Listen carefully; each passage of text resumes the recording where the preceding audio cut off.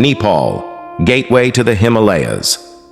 Located in the foothills of the Himalayas, Nepal is renowned for its natural beauty, rich culture, and historical heritage. Despite being a small country in South Asia, it stands out as one of the world's most popular tourist destinations.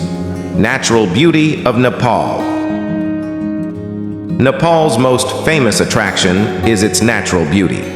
It houses 6 of the world's highest peaks, including Mount Everest, the tallest mountain on Earth. Other popular natural attractions in Nepal include Annapurna, Kathmandu Valley, Pokhara, and Nepal Ganj. Cultural richness of Nepal. Nepal boasts a diverse and vibrant culture, making it a unique and appealing destination. The Nepali people are warm and hospitable, taking pride in their culture and traditions. Noteworthy aspects of Nepalese culture include their attire, cuisine, dance, and religion. Historical heritage of Nepal. The historical heritage of Nepal is incredibly rich. The country features ancient architecture, sculptures, and religious landmarks.